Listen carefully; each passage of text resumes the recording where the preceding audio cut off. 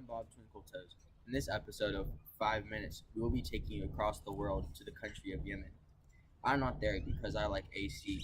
I chose to opt out of this great adventure. Now I'll be taking you to our reporter live in Yemen. Thanks, Bob. Today I'm here with Tatiana, who's a Russian who moved here to Yemen. So, Tatiana, you've been here in Yemen for 25 years now, correct? That is right. I'm here for 25 years, moved from my home country of Russia. Great. So, what has been the biggest impact you've had since moving here and seeing the people's way of life? Many beggars, too many. They ask for my monies, I say no, it is mine. They can't, and it's very gross here, very dry, no water. So can you tell me why they're begging for money? They want money for the waters, no further agua. Out of 28.8 million people that live in Yemen, 80% of the country struggles to get enough water to help them survive. People have tried to come in and build aquifers and wells, but all the water taken from that is used to make a crop that doesn't even help this country in any way possible. So now we take you to the president of Yemen, Hadi.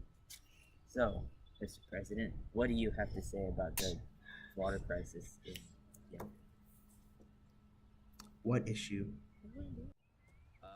Your population is increasing and almost all of your water sources are competing. Yes, So what do you have to say about it? I get water and I try to give my people water, but I'm also fighting a war. Independence is bigger for me. Statistics show that by the year of 2020, the capital city of Yemen, Sana'a, which is the only water source for the entire country, is going to run out of water because of the increase of population each year. The only other way that people can get water is from the ground, which is highly contaminated and is running low on water as well because of the lack of rainfall.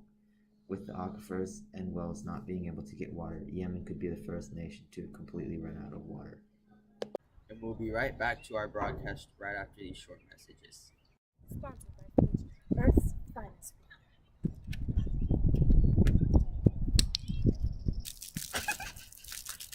Welcome back to 5 Minutes. We are going to send you back to reporters live in Yemen to see how we can help solve this water crisis. Thanks, Bob. Well, I'm here with Elizabeth, who came from London to try and help solve the current issue. Elizabeth, what was your plan when you first decided to come and help? Well, I decided to come and help the children.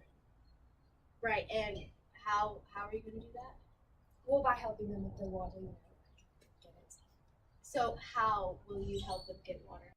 We're actually giving water to whoever will accept it. With the war and everything, people won't really accept humanitarian efforts, but some will and get a bit desperate, And have you seen any improvements in your village with the amount of water you get? Of course, though the rest of the country won't accept the water, we are finding areas with water and evenly giving it out.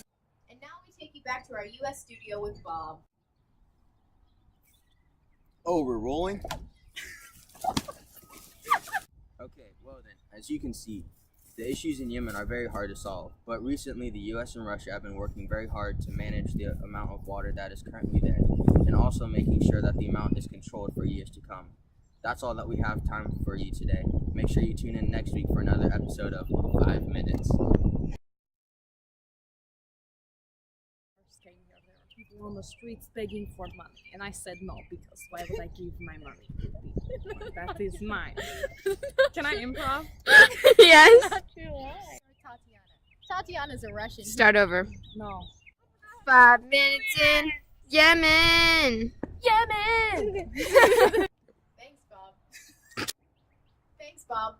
That was really bad. I couldn't. Okay, thanks, Bob. Well, I'm here with Elizabeth, who came here from London to try and solve this current issue. And now Okay, well then, as you can see, the issues in Yemen are very hard. Cat. Love the animal, not the drug.